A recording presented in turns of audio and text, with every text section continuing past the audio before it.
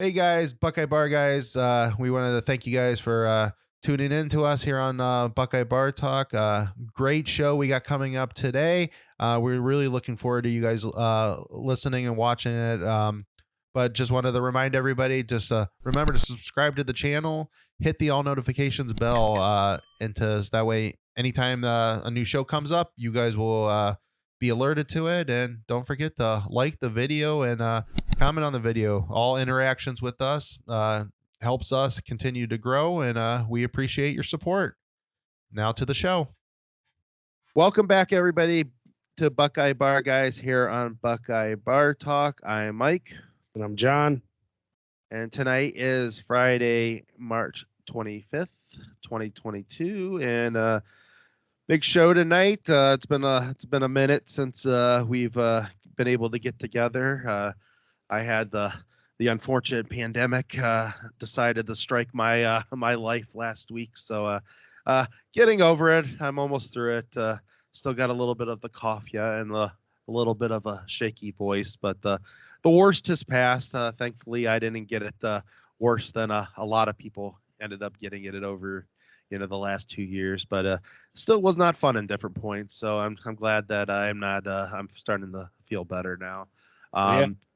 I haven't, knock on wood, I haven't had it yet. I hope I don't get it. I've had everything else because, I got the kid in daycare, so I'm surprised I haven't had it, but I've felt miserable at many different times over the last 2 years. But thankfully, no COVID. Yeah.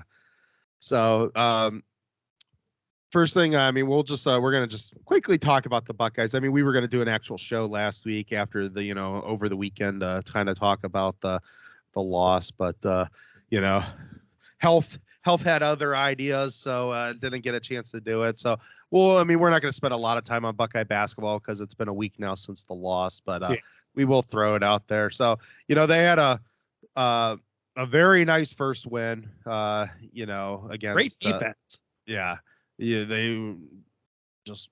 Yeah, it was very, very good defense. Sloppy as hell the first half of that game by both teams, but great. I mean, I won't lie. When I heard they were matched up against Loyola Chicago, and I told you this, I'm like, I just got this feeling that they're going to lose the game, and so I was pleasantly surprised how well they looked against Loyola, especially in that second half. They really shut them down defensively, and so I was glad about that. It was a good first win, and Villanova's it's no picnic, and I mean, they've been Villanova and has been around now over the last, I mean, for a while, but the last decade, especially with Jay Wright, I know they have at least one national title, but they have a second one in there. I mean, they've had some very good teams through this stretch that he's been the head coach. And I think they have two, because I feel like they won. I know they beat Michigan for a championship the one year. Yeah.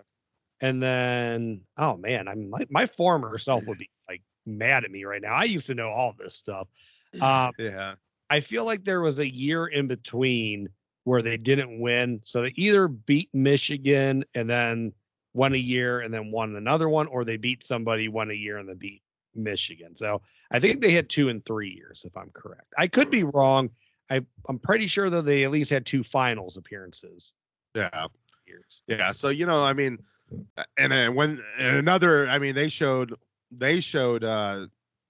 last night in their win against Michigan that, I mean, when they want to turn up when they're another school, and that's kind of been the same with, since he's been the coach, when they want to turn up their defense, they can turn up their defense to 100 real fast. And, they looked really good in their win last night against Michigan, which, yay, Michigan's out. Only one Big Ten school left, and that's Purdue. And watching them play right now, it's that commercial. They were up 1 just when I just looked a minute ago. That was kind of back and forth. Yeah, they St. Peter's tied them a little bit ago, and then Purdue went back up by a couple, and then it got tied again. And then, like I said, had my eyes down, but the last I actually looked up, they were up 53-52. So I don't know what the score is right now, but it's that commercial. Yeah, they beat North Carolina. Sorry to cut you off. National championship game. I think it was actually a buzzer beater, a 3-point buzzer beater, if I remember correctly, because they beat them 77-74. And if I'm correct, they won at the buzzer. Yeah, I think it was something like that.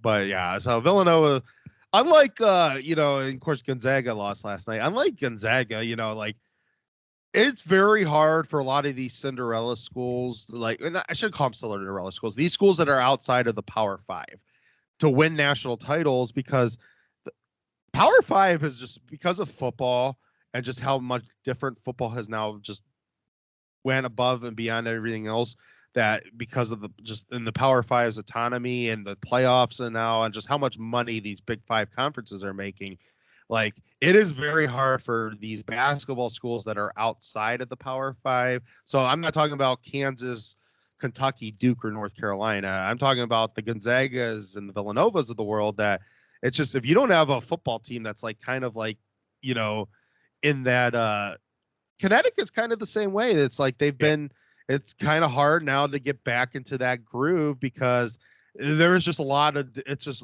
even for these big time basketball schools, there's just so much money that's coming into these universities now because of football, that, more money means better facilities. It means, you get a couple better players here and there. And it's just, like, it, what Jay Wright's been able to do in this last decade, and this last what stretch, I don't know how many years he's actually been there. It's just, it seems like he's been there for a minute now. But 2 national titles, it's just what he's being able to do is just surprised that schools like Gonzaga has just not been able to do. And they've been there every year. They're a top 1 or 2 seed for the last how many years, it seems like. And and it's just, they can never get over that thing. And I just think that all that money that just is pouring into these Power Five schools is just, it's just a different beast right now. And it's kind of like separating, kind of the haves and have-nots of conferences, even more than maybe it was, 15 years ago. I read something, and I don't remember who said it earlier today, though. And they were taking a jab at Gonzaga. And I'm not a huge Gonzaga fan or supporter, but they were like, they beat up this BS schedule, get a 1 seed, get bounced in the NCAA tournament. And although they haven't won a national title, Gonzaga's been there, though. I mean, you got Elite Eights, Final Fours, I think 2 actual national title game appearances. Yeah. Like, it's not like they haven't made it far into a tournament. They just, yes, they Yeah, lost that's true. Sweet 16 this time around, but they have done well in the tournament. They just haven't, Yeah. they haven't, they haven't been able to grab the brass ring.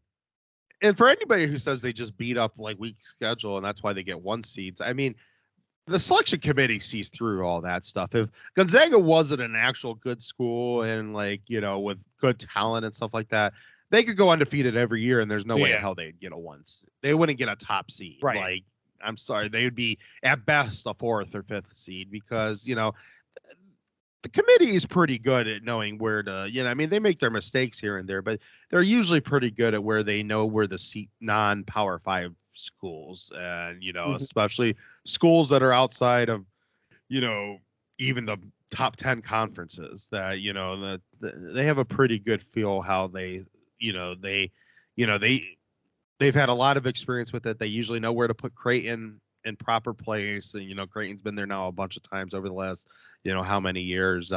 So yeah, it's a lot more than just beating up on a weak schedule. Like, they know that they're now having that weaker schedule might hurt them. That might be what affects them in the tournament, that, Oh yeah, that they're just not playing a better talented schedule where they're playing some tough games down the stretch. And, I can understand that. And maybe it's you don't have a football school, but maybe for basketball only, maybe Gonzaga should try to maybe join a Pac-10 or something like that. Throw that out there just to see if just if they could get a better scheduling, better talent. I mean, I guess that's as the year goes on, because I could be mistaken right now. I don't follow college basketball all too closely. I like to follow Ohio State, but nowhere near as invested as in the whole like total product as I am in college football. But I feel like Gonzaga usually plays a pretty decent out of schedule at the beginning of the year. I think they usually do play, especially anymore that they get invited to a lot of those pretty good tournaments that are early in the season, and it seems like they do have a good balance. It's just I just think there is something to, you know, playing that tough schedule coming down the stretch that gets you kind of ready for the tournament. Sure. But Yeah. I mean, yeah. Nothing like, playing against a bunch of other, D1 athletes coming down the stretch there and getting ready for the dance. And yeah, I think maybe that does hurt them somewhat, but they've gone far in tournaments. Get back to Ohio State though. I know we just went off the rails, but get back to Ohio State. Just elephant in the room, gorilla or 800-pound gorilla in the room. Chris Holtmann, I mean, I don't think he deserves to be fired or anything like that. I mean, the guy's been successful. He gets them to the postseason. It's just they don't do anything else outside of that. They need to get scores. And I know his best class, I think, is like finally supposed to come in, but you can't lose these guys. They can't transfer out. Remember, that was what we were supposed to have a couple years ago with Carton and Liddell's year and who was it? Gaffney. I think his last name was Gaffney. They all came in.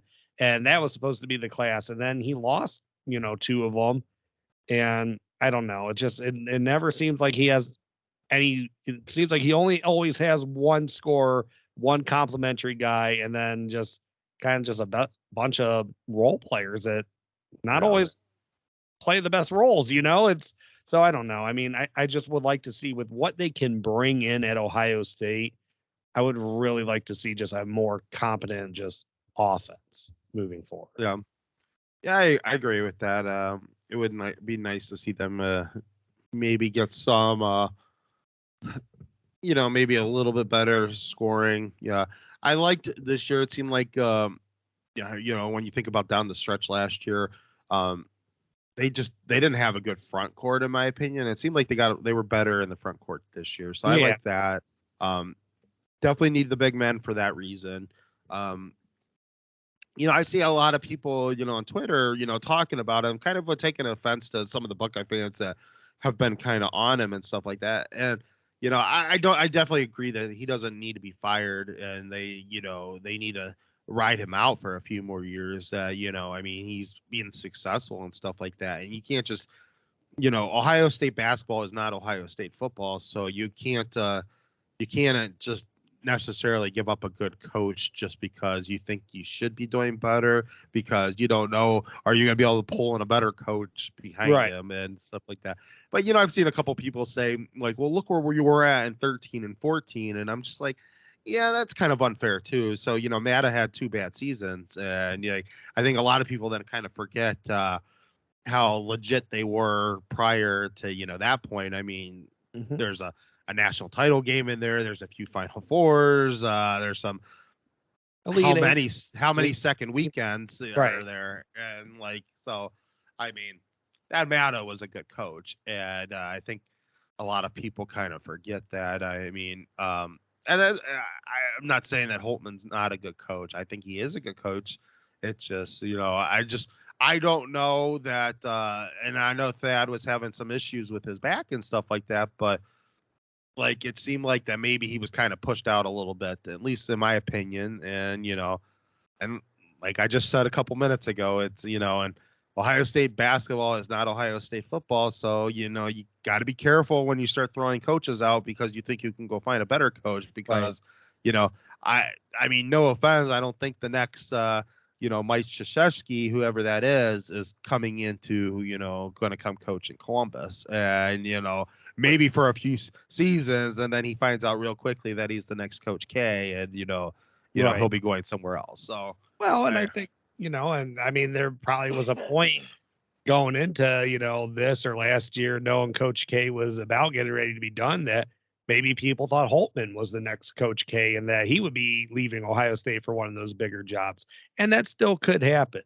As the great Bo Bishop once said, if you're a 7, you don't dump a 7. You don't get rid of a coach just because you're not getting to a place. If you're not meant to get to that place, if you're not good enough, then you can't always blame it on the coach. If they're, if they match what your program is, then that is what it is. Yeah. But I mean, what, you're going to take a risk on an unproven person because you're not getting Mike Krzyzewski isn't, or anyone that's, at that level equivalent, whatever. Like they're not coming to Ohio State. I mean, are you even? I mean, look at guys like Izzo. I mean, everybody considers him and the top echelons of coaches, and I agree to that a point. He still only has one national title. That was what 20-something years ago. I mean, Yeah. it was early 2000s. Seems like yesterday, but yes, yeah, it was. I mean, it was what it would have been 99 or 2000, right? Yeah, 2000? it was. Yeah, I because think Connecticut wins in 99, correct? Because isn't that when Ohio State plays them in the Final Four? Yep. And I believe it's the next year. I think it's 2000. I could be wrong. It might be 01, but no, I think it is. Because they make the Final Four the same year that Connecticut beats us, and then Duke beats Michigan State, and that was the Final Four. It's Mateen Cleave's two seasons. All the Flint guys, the Flintstones. And they win the national title the following year. So yeah, but I mean, yeah, college basketball is no. See, I told you I used to follow this stuff back in the day. Yeah, college basketball. It's a beast, and these guys, St. Peter's is up 2 with 50 seconds left in the game. Yeah, they. I just, we'll see how Holtmann does over the next couple of years. I want to see what a couple of these classes look like and stuff like that. And like I said, I'm not pushing him out of town or anything because I don't know who the next guy is. And like right now, I'm comfortable with Holtmann. I think Holtmann gets them to the tournament every year, and I'd like to see a few more second weekends out of him. And maybe going forward next year we can get that. If he can get some Sweet 16s under his belt, then then maybe you get a couple Elite Eights under your belt, and then who knows, maybe you get a Final Four out of it. And some, I just I think that they should keep him. They and see where it goes, but I mean, I do think he has still a bit that he has to prove, and I think he needs to realize that, and I think he does. I mean, he's a competitor that he realizes that it's he could probably do a little bit more. So St. Peter's is up 38 seconds. They're gonna beat Purdue. Oh my gosh. Big Ten's could be out of the tournament. Oh my gosh. All right. So before we get into some spring practice stuff, so Pro Day was this week for football. It seemed like the guy that got some of the biggest accolades is the dude that's not even eligible to go into the draft yet. There's some Pantone retweeted a couple things that he from different scouts, and I heard from some other people mentioning some of the scouts. CJ Stroud was seemed like a lot of people really loved him, that he was pretty much making all the throws on the field. And you got one more year NFL, technically you got 2 more years, but you probably have 1 more year until he's eligible to be coming to you guys. So yeah, I mean, he could be a top 5 pick. I mean, hell, he could be a top 1 pick. You never know. But yeah, I mean, you heard great things about him. I saw some of the throws. I mean, I didn't watch too much of the Pro Day stuff, but definitely had a couple arm strength looks to really improve. He looks like he's gotten stronger in the off season. At least so far, we still got a lot more off season, but a couple bombs to Olave and Wilson, and they were strikes. They were good throws. So I'm trying not to swear, but I did see some a-hole the other day put up on Twitter. Like literally this was a couple days ago, and I should have saved it just because I'd love to come back on this guy. And I'd still take Bryce Young over him. That guy's got all that talent around him. Since when has talent ever been a reason to, say somebody's not good enough? I mean, we've always said that, I remember back in the day when Troy Smith won the Heisman Trophy, there were people that said, well, Brady Quinn is a better quarterback than him if he just had the receivers that Ohio State had. You never got punished on your talented receivers. Right. So where has that become a thing? And you know what? I think CJ Stroud would have did better against Georgia's D. I don't know if he would have beat him, but with Jameis, I think you could have given him Alabama's receiver core with Jamison Williams out, and I think he would have ended up doing a little bit better. I'm sorry, I mean, that was rough. I watched that game. The receivers did not help Bryce at all. I'm not taking anything away from Bryce Young, but I mean, everybody accused him of having, he's had a Wilson and Olave all season. These are going to possibly be, these guys are possibly going to be the top 2 receivers taken in the NFL draft. And then he looks unbelievable without Wilson and Olave in the Rose Bowl. And I mean, honestly, when it's all on his shoulders, then he rises, he rises to the top. And yeah, I mean, he was the star of that Rose Bowl. And I know like Jackson Smith and Jigba had a great game, the greatest receiving college football game ever, but that was still like, the guy, say what you want, you took away his top 2 weapons and he did better. I mean, the only thing I had against him this year, maybe I was semi-hard on him early when he was really getting his feet underneath him, but then he got his feet underneath him. After that, the only really 2 issues I had with him the whole season is that, and it comes with practice, that being in front of the media, I wish he would have never said anything about the snow, against Michigan. And I wish he would never have said anything when he said, well, I'm not really a runner. Sometimes you just got to learn how to make the political statements of those type of things, regardless of how you feel. And, or the shoulder at the beginning of the year, I mean, there's things that you just keep to yourself. But he loses to Michigan in, awful fashion, even though he had a decent game, 100 yards. Yeah. I mean, he wasn't the reason why they lost that game. He has a couple bad series against Utah, and then he's blowing it up. And I mean, and let's face it, even with the defense, I mean, the defense put him in that hole in that game. If he wouldn't have had those 2 first bad series, I mean, even with how bad the defense played in the first half, that game's not close at all. They beat them by, how bad they ended up beating them pretty bad to begin with, but I mean, they really crushed them. Because they would have pulled in front of them in the first half. And if he would have been, lights out to begin with, and it is what it is.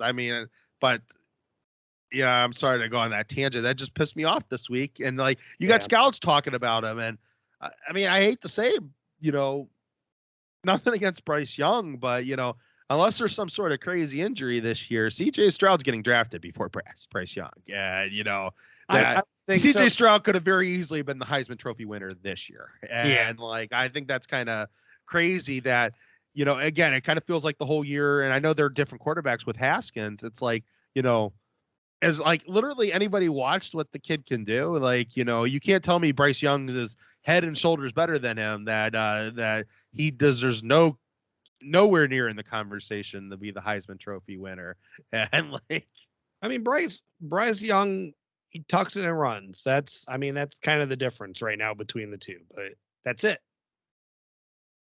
But I think CJ is a better passer. I think he has a better feel, in the pocket. I just think he ultimately is a better throwing quarterback. And Purdue's out. Yeah. And I think 67, 64. I think he will get drafted before Young, though. But we got a year to wait for that conversation. I know. It's just, that kind of stuck with me this week when I saw that person. Master Teague looked more jacked than he already did, which I didn't think that was humanly possible. Master Teague has real numbers at that. No, he did.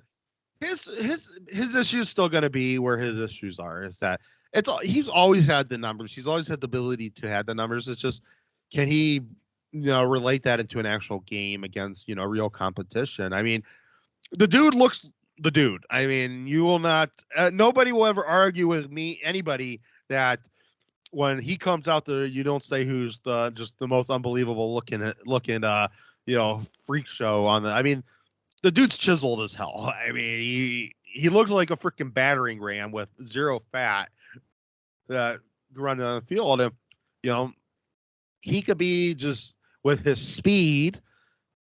I mean, he doesn't have a lot of moves, but with his speed and just all that power, I mean, you get the right team that really knows how to not only run him correctly, but get into his head, be like, man, just run like it's 2nd and 1 every time, man. And you're going to crush people. And so he could be the real deal at the next level. He just, he needs to he needs to broach that side of it where he's like, you know, you got to just, for him, he just needs to act like, hey, man, I got to get 1 yard. I'm on the goal line. I got to get this touchdown. And even if you're 90 yards away, because if he runs like that, I mean, he is a freak of an athlete with the size that he could be a really special running back. Yeah. He had, I mean, I don't know if it's enough to get him drafted or not. I mean, that's going to be a question if he'll get drafted. But it was great numbers, and you knew he would. So I'm proud of him. I think they all look good. I mean, it's exciting going into, the draft coming up. Yeah. Yeah, and I did see some catches that Wilson made. He looked he looked the part. It seems like there's a lot of people that, I mean, you can never get into these. This is the silly season because there's mock drafts that are just thrown at you and at you and at you. It seems like he's the consensus first wide receiver off the board, but you really can't get into the head of a NFL general manager. It's all about fit and stuff like that, and so that's why. I mean, if somebody comes out and drafts Jamison Williams, even with his injury, is the first. Even that won't even surprise me. I mean, it wouldn't surprise me if Olave went first, the kid from Arkansas went first, any of these guys. So, I don't take too much stock in that. I think Wilson is probably the most complete out of all of them, and I think he will end up being the best pro out of all of them, but doesn't mean that any of them can't do a bunch of stuff. And I don't know what was missing from his game that people don't realize, like how great of a receiver he is. But they just think that maybe all he can do is like get, 50-50 jump balls or something. But I mean, we watched the kid for 3 years. I mean, that kid can make plays in open field. He has great hands, great route runner. Obviously, he's really fast. So, yeah, I don't know what a lot of people were smoking before the combine, but I think there's a lot of believers now. Yeah, I agree with that. All right, before actually, there was one thing I did want to bring up before we get into spring practice. Just real quickly on name, image, and likeness. So in our time away from everybody, that Urban Meyer and JT Barrett have been both been put on the board of our new foundation that Cardell's running that's one Schottenstein set up. So that's kind of crazy that bringing in the heavy hitters to run this foundation and Adidas, man. So they're what is it like?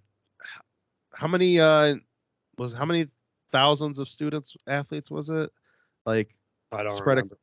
I mean, it was a lot spread across like 20 something sports at 109 schools. I know that, but it's, they're going to give them, I think, they're going to pay them to do like Instagram stuff, social media things to, sell their products and a commission on top of it. So like, this NIL stuff's getting pretty wild. And well, now go ahead. Sorry.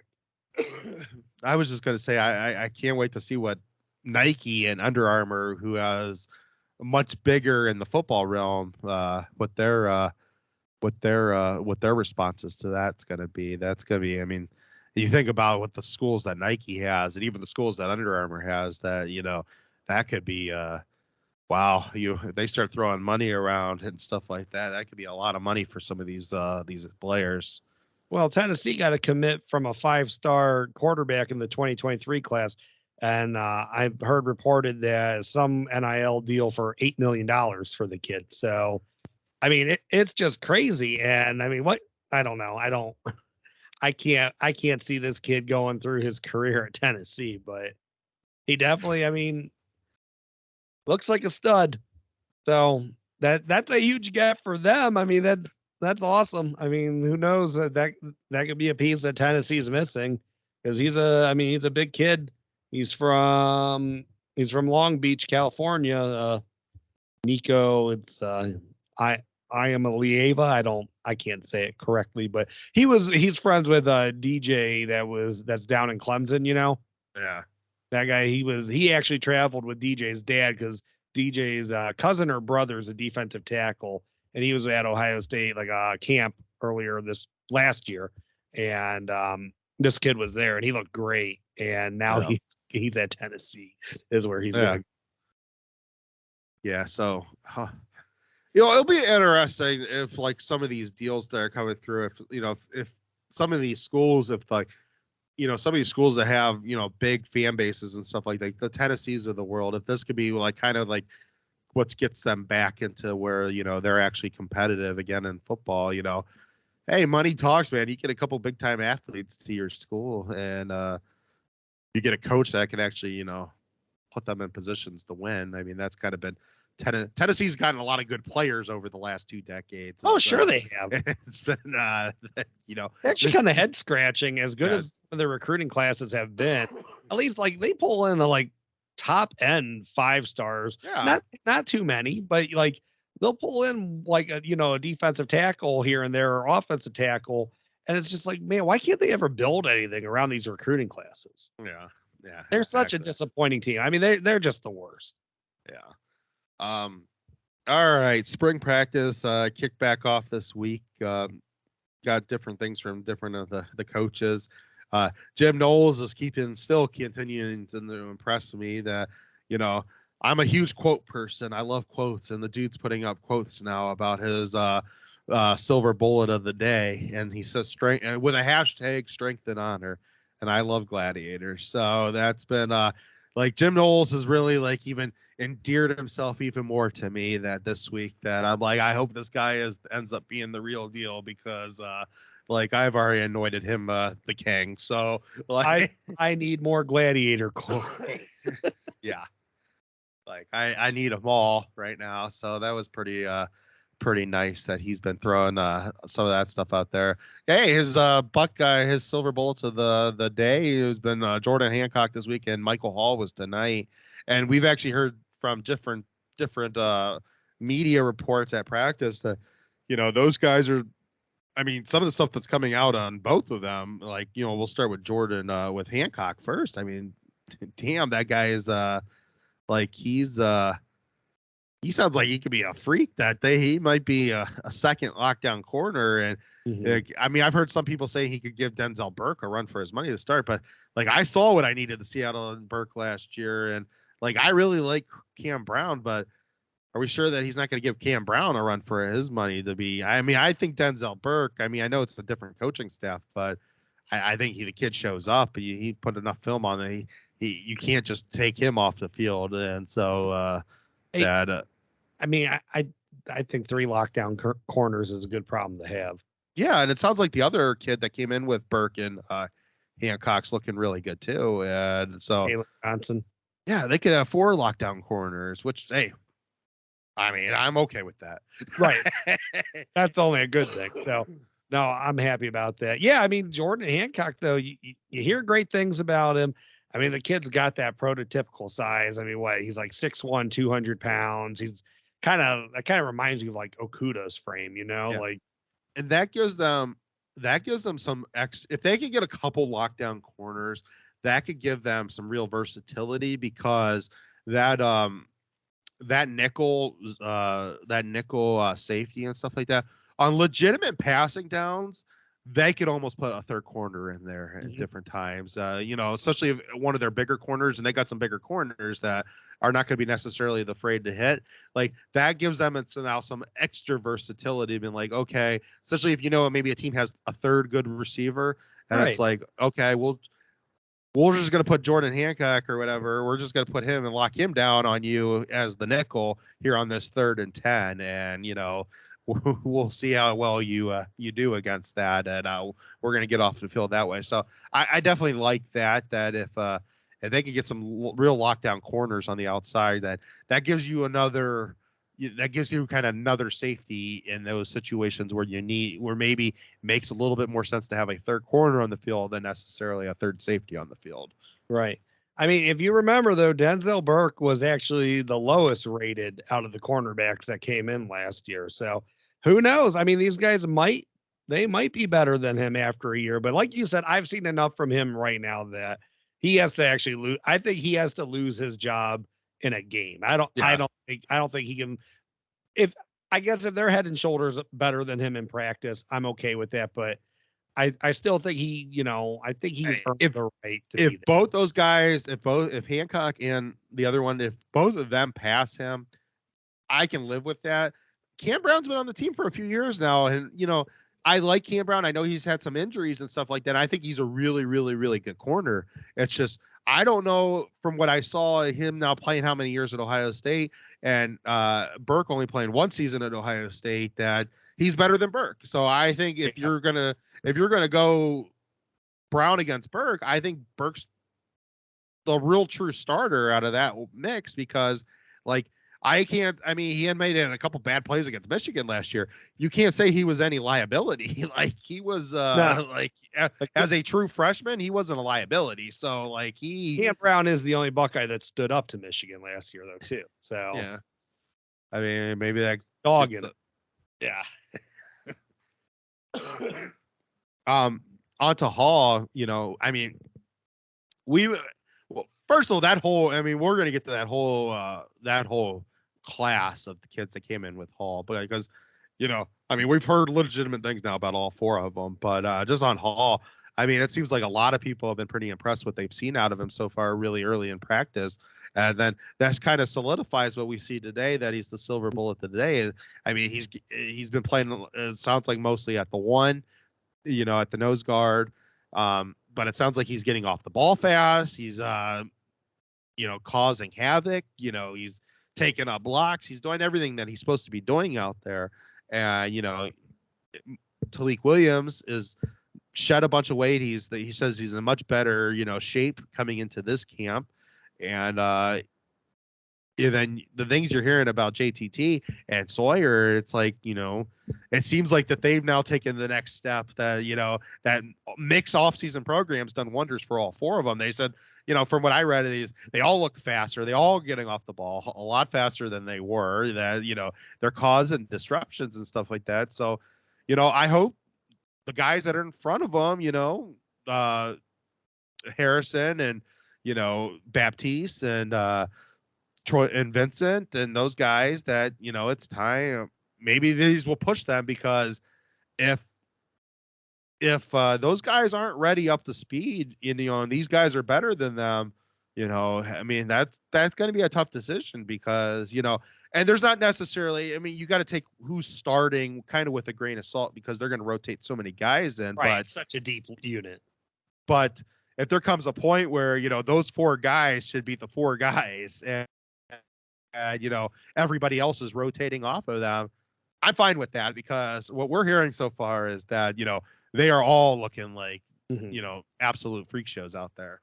Well, we didn't get great nose tackle play last year, and that unit was never healthy last year. So, you got to attribute some of that to what we saw. But if Mike Hall's coming in and he's like your next Tommy Togiai, man, and it's like, and you heard such good things about Mike Hall. He just kind of flew under the radar though, because I think like Tyleek was like, you finally got your big boy, and then of course, Tua Malau and Jack Sawyer, they were just like the number 1 and number 3 players in the country. So Mike Hall, just, even though I think he was actually higher rated than Williams, he kind of flew under the radar coming in. He didn't come in early last year, so he wasn't, a big contributor last season, but you heard great things. You heard the guy was a workout warrior. And I mean, if he's gotten his body, to size, and he's got the strength, which I read that he has, and he's just an absolute, beast in the middle. I don't know that, he doesn't get the lion's share of snaps at nose tackle. And actually, I wanted to ask you that, because you were bringing this up. If all things are equal between all these guys we just talked about, should these sophomores get more snaps?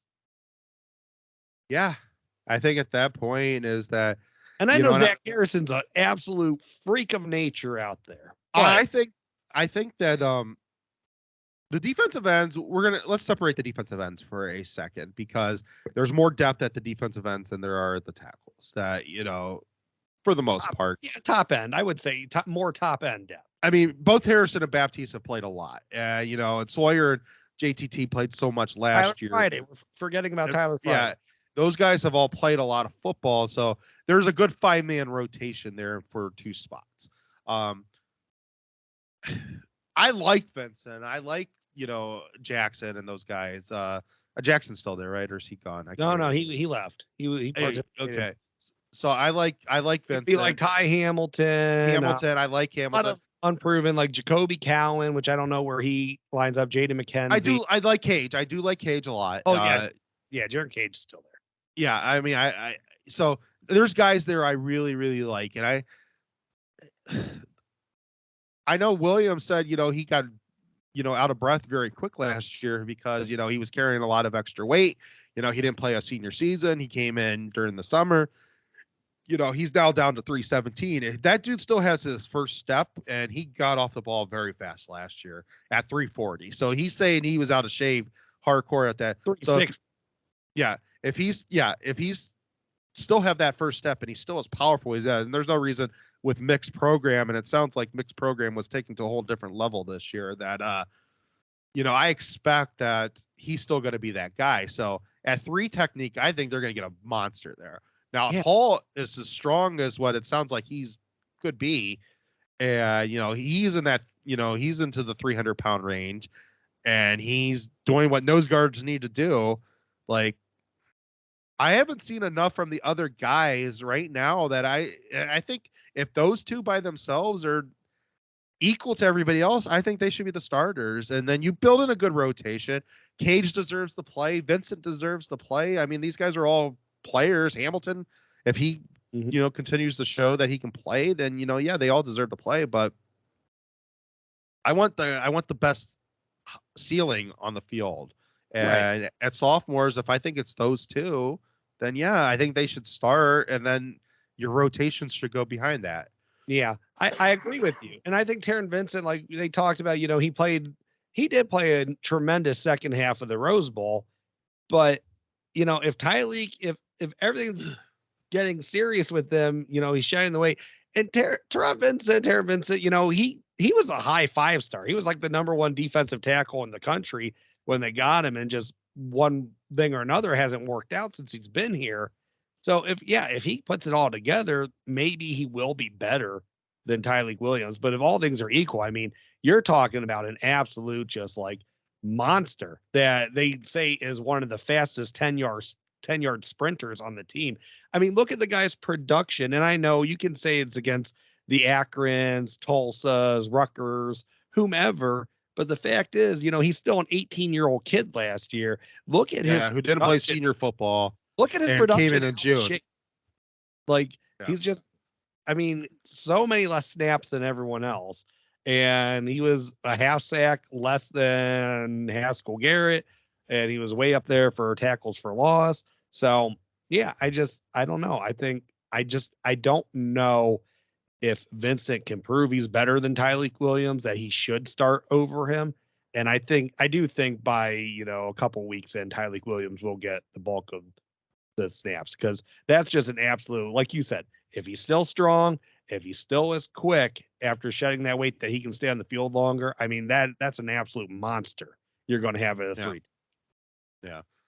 So, that's just my opinion. It's nothing against any of the other guys. It's just that, I just think that if all things are equal, then those should be your first 2 guys. And then, you rotate where you rotate after that. And, we kind of talked about a couple weeks ago, the last time we talked, or maybe the time before that, there is going to be some movement out of this program. And that could be I think on the defensive line, there's going to be, because I think these 4 sophomores are going to be showing that, they're ready to take up to the next level. That I think some of that movement out of the program can be very easily on the defensive line, because that I just think there will be, some guys are going to get past here. I just really believe that. And it's not that those guys aren't going to play considerable snaps, because you're going to play a lot, because they're going to put a real rotation out there. It's going to be an 8-man rotation.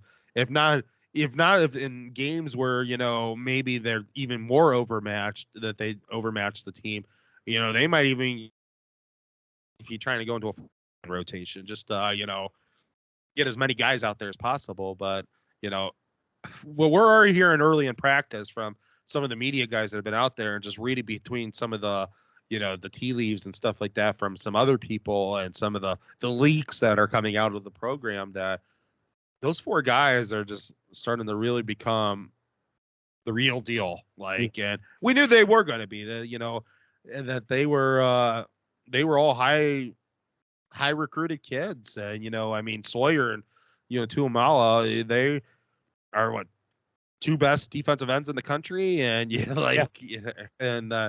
Williams and Hall were no slouch where they were brought in at. So, and then you see how good Williams could be. And like, now it's starting to be like, okay. And not only you saw how good he could be coming in June, and how good Tuamala could be coming in July, but it's like, okay, now they got Mick. They have a actual offseason with Mick, right. And like, yeah, I think they could very easily be passing a lot of guys. And like, I really think that those 2 are probably starters already. And I think that the other 2 could be very much knocking on that door. Like I said, I'm going to separate the ends just because I think the end rotation is going to be a lot deeper than, you normally is in this program. But I think that there is a good tackle rotation there, but I think Williams and Hall could be the top 2, and then the rotation could be falling in behind them. Right. And then, you always have the wild card that we don't know about in Jim Knowles' defenses, how much and when the stand-up end position that moves around, actually gets implemented into this defense, where that's a role that Harrison, Sawyer, Cade Stover, even Mitchell Milton's been practicing, down to end. I don't think that really fits like Friday, Tuamala, but Harrison, all those guys are people that could do that position. So, yeah. I mean, why can't I think of who's the big time freshman that came in at safety, linebacker, defensive end dude, the kid that can play all the positions out of from Columbus, Sonny Styles. Yeah. I mean, that could be a Styles position. The thing about the stand-up thing is you don't know, because it fits so many different people, because they even said there's going to be times that he wants that fast dude that's more of a back 7 guy, and there's going to be times where it's more of a Sawyer guy, and Cade Stover fits in, Melton could fit it. So yeah, and I think we're going to get a lot of I think with this team, and when Knowles is, when they said they're starting out with the 4 down linemen first, I definitely think the stand-up's going to get implemented in, but I think he's going to feel more comfortable that he can go 4 or 3 with the stand-up, and it's not going to really matter much that he's going to be able to play with that position, that he's never been able to play with that position before. Be like, I can throw out 4 legitimate defensive linemen at you, or I could throw 3 defensive linemen and Cade Stover at you and still have 2 linebackers. Like, so I think there's a lot of things he's going to be able to do and move a lot of different pieces. And like we just said with the cornerbacks, there's going to be, if that versatility happened, there's going to be times where he can put a 3rd cornerback out there instead of a 3rd safety. And like, that's even more of a, freaky defense, because that's a whole different type of style of athlete out there on the field. And so that will be very interesting. I mean, I know it's early in spring, and we're not really into the nitty gritty yet, and but we're getting so many really positive things on the defense that I'm really, looking forward to some of the stuff we see coming down here at the spring game. That I know they're going to probably be pretty vanilla, but I'm definitely liking what I'm hearing about the defensive line and the secondary. It'll be interesting to see how the linebackers look, because that's kind of been like the one spot we haven't heard a lot about yet. But I don't know how much really that the media that are only getting limited times to see these guys, how much that they're able to actually see the linebackers. They might be keeping them kind of away from everybody. That's the secret weapon. Yeah. Dave's not letting them see the linebackers. He doesn't want teams to know how good the linebackers are getting. Yeah. All right, real quick on offense. We won't spend a horrible amount of time on them just because our offense is great. Yeah, we know how good the offense is. But a couple of things I want to hit is that, we're hearing some unbelievable things right now about Marvin Harrison Jr. And if that dude ends up being just a pure freak show like that we think he could be, that the dude's got the height, he's got the speed, he runs routes good, he can go jump up and grab a ball, he doesn't drop much. He kind of reminds me, frame wise, he kind of reminds me of Julio Jones, Yeah, I could see that. And yeah, I don't know, maybe and we saw him. He looked great last year in the spring, and I was really shocked he didn't get more playing time throughout the year. I mean, it kind of was what it was, though. You got Olave and Wilson on the team. It's hard to get them off the field. But I think the one thing I think a lot of people forget last year is that I just think that you have a Wilson and Olave, and they have the experience, and you have an inexperienced quarterback. And I just think, I don't think Day was probably as willing to maybe. I think if let's just say if Stroud's coming into his second season, you still have Wilson and Olave, and the other guys are looking really good. I think he probably would have more confidence this year, maybe bringing Wilson and Olave out a couple more plays during a game to bring guys like Harrison and Ibuka in than necessarily he probably would have had last year, because they're young and your quarterback's young, and that's just a lot of young that, let's keep my old receivers out there with him. Yeah. I mean, Harrison looks absolutely just, shredded right now. So you can tell he takes it very serious in the weight room. We saw the one still of them doing, I don't even know what drill it was, where they're jumping up in the air. Looks like Super Marv jumped up like 10 feet in the air. I mean, he's so much higher than everyone else in that picture. And so you just can tell that he has all of like the physical talent. He seems like he catches everything. He runs great routes. I mean, is he ever going to be Olave down the field catching the deep ball? Maybe, probably not, but maybe. But I mean, you never know. It looks like with his physicality and that he can just catch anything. I mean, they say his catch radius is just out of this world. So I don't know. I mean, you read that he might be the best Ohio State receiver to come out of, this cluster of 5 stars and 4 stars that we've been getting. And that's just like, that's a crazy thing to think about. Yeah. I mean, he already has the pedigree because of his dad. So, Sure. He's well taught coming into this, just because, his dad parted his NFL Hall of Fame wisdom on him that, I'm sure, playing high school football and youth football and stuff like that, probably when he made a mistake, his dad had told him about it, and I'm sure he worked on his craft because his dad was his dad was. And, I mean, Marv Harrison was, as much as, I mean, his son's got a lot more height than he ever had, but his son's looks a little bit more intimidating out there. But Marv Harrison was as competitive as they come, and he had the skill set to back it up with. So, like, somebody said on Twitter the other day, and I don't remember who, but they said that his dad, like, they were pretty much saying that there was no like pedigree that he learned from his dad, that his dad was just like a freak of nature out there. Like, tell me you didn't watch the 2000 Indianapolis Colts without telling me, because Marvin Harrison was one of the best route runners and just technicians out on a football field. Yeah. Marvin Harrison was, I mean, there's some freakiness there. It's just because, I mean, he's not the biggest guy in the world, but he could run routes and he knew how to create separation. And, and there was only one defensive minded head coach that knew how to stop him. And that was just like, let Ty Law throw him around and let Ty Law and Lawyer Malloy beat him up. And that was pretty much Belichick's, that's how they dealt with the Colts, the Patriots in the early 2000s, was play press coverage and knock them down at the line of scrimmage. And that worked. Mark was on my keeper league team.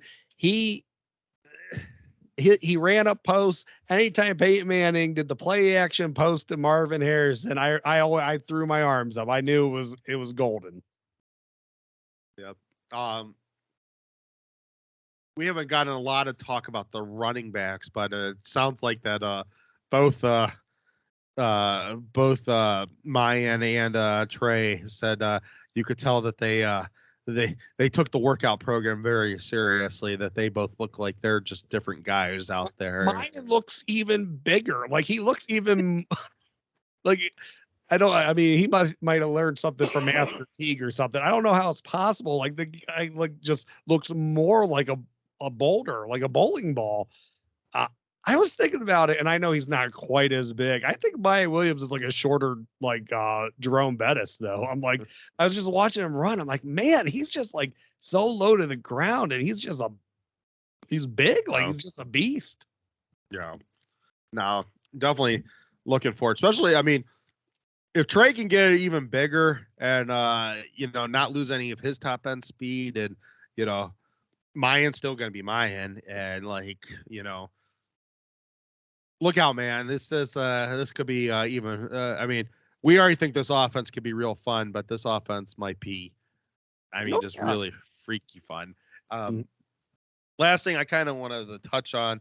I mean, I know we haven't gotten a lot of stuff about the tight ends, but we know there's issues with the tight end depth. There's going to be it'll be interesting to see where some of that stuff goes. But I really want to hit on the offensive line, especially the middle. There's a lot of we know what we're getting from Matt Jones. It sounds like he's looking pretty good in practice. It sounds like Whippler's looking pretty good, but it sounds like Donovan Jackson is just already taken the starting job, and that there's any battles that are going to be in that middle of the line ain't going to be dealt with the position that he's taken. And again, another guy like Tuamala and Tyleek, he came in over the summer and he got a lot of great accolades, but he just wasn't there yet, and and kind of maybe the 4 tackle thing didn't work, and so maybe he should have gotten some opportunities to play. Yeah. But it sounds like he's going to get his opportunities to play, and it looks like he's already grabbed, barring, knock on wood, any injuries or anything, that he's already taken the starting job. And it's just like that is like the one guy on offense that's just like they always are mentioning right now, whether it's the coaches or the media or these leaks that are coming out, that it's like everything's about like he's looking unbelievable. And so that is pretty exciting to see, because if they get that middle of the line really going, that's going to get their running game really going. And then, I don't know who beats this offense at that point. This defense, I have a feeling, is going to improve and improve and improve. And I think they're going to look pretty good to start the season. I think they're going to be damn good by the end of the season. And so if they get that defense on track, that there's not many. Well, first of all, I don't even know if there's any teams until you get to the playoffs on this schedule that can even beat them, even if the defense is not fully on track until later in the season. Because, if the running game gets going, this is the most unpredictable offense in college football, because there's no way to play up. You're not going to be able to, how are you going to guard them? How at any spot are you going to guard any of these guys? Right. You got arguably maybe the best running back in college football, and Mayan Williams could probably start for 98% of the teams in the country. Sure. And then you have basically the best receiving core. And if you get a good offensive line, that CJ Stroud, who already showed that he was pretty damn accurate last year, that you get him, if they're a good pass block. Last year's line was a good pass blocking line. I'm not going to take that away from them. So if they can equal them out in pass blocking and they give better running blocking, then I don't know how you even come close to be able to even predictably, any defensive coordinator, I don't even know how you even come up with a game plan that, how do you even stop them? Well, but if you have better run blocking, you could almost take a step back, just a step. I'm not saying you'd be terrible pass blocking, but you don't have to be 4 tackle pass blocking. If you have better run blocking, then you're going to get a ton of production out of your running game. Yeah. And they weren't, the running game weren't slouches last year. It just, when they played better competition, it just didn't look anywhere near as good as when they played bad competition. And that's never really been a thing with Ohio State. Usually their run game is consistent, whether, they're playing a good defense or not. Yeah, for as long as I can remember, and especially, most of Trussell seasons, and pretty much since Meyer's been the head coach now, when they want to get 100 yards running the ball, they pretty easily, but Meyer had to want to get 100 yards running the ball, with a running back. that was his issue. He didn't always want to get it with a running back, and it bit him in the ass a couple. Sometimes so, but most of the time at Ohio State, he had his running backs, and he was fine with his running backs getting to 100 yards. There's been a couple times in there, but Carlos and then Zeke and then JK and Weber. And Samuel, he had some good running backs there that Oh, sure. But he did have a tendency when pressure would come on that he put they will get into some of those pressure too games much in JT's hands. Yeah, that is definitely true. So, I mean, I think if the middle of this line gets really going and if Fry can coach these guys up and develop these guys, and, it seems like they've gotten a lot, I'm trying to read between the leaves, obviously, seems like they got a lot out of the weight program, in the winter. A lot was thrown at them. That Mick definitely took a lot of the Michigan game to heart because, that was like a shot at him more than a lot of the people, that they looked at, that kind of mismatched against Michigan, Mm-hmm. in the trenches that they get them. It's good luck, everybody else. And this is a tough schedule. I mean, this is actually, Oh yeah, this is one of the toughest. I'm trying to think when in the last 2 decades have they had a harder schedule than this. Like this is a real schedule if everything lines up to be what it is. I mean, you're playing arguably. Iowa could be down. Iowa could be down. I mean, sure, but you know what you're going to get from Iowa, though. You're going to get a physical game. I mean, you're going to Ohio State. It seems like they've gotten a lot of the spread teams out of that side of the conference for a while, and it's like now that they're going to be playing both Wisconsin and Iowa. You're playing Notre Dame. You're playing Michigan State, Penn State, and Michigan, and got to figure Rutgers is going to still be getting better under. I can't think of his name, but it's that you expect them to. They're going to be something. Yeah. I mean, I think Indiana's still going to go downhill, and I think I think Indiana's peaked and their peak is over, and that. But yeah. So if they get that offense going, man, that's going to be the.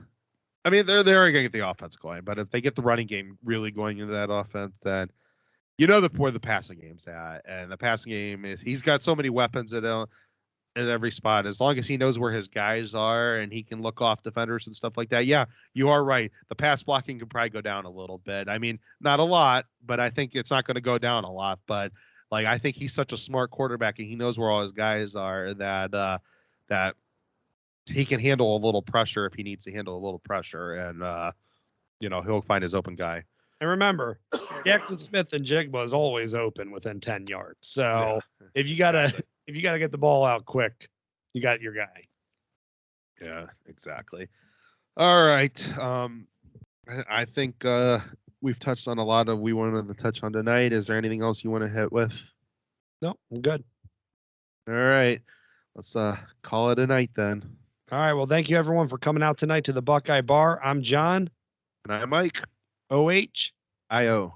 Thank you for tuning in to this week's Buckeye Bar Guys on Buckeye Bar Talk. Don't forget to subscribe to the channel, hit that all notifications bell so you see when new content is added, and please remember to like and share so we can grow our audience. Don't be afraid to comment. We want to know what you're thinking, and we want to know what content to add for you guys. OH. IO.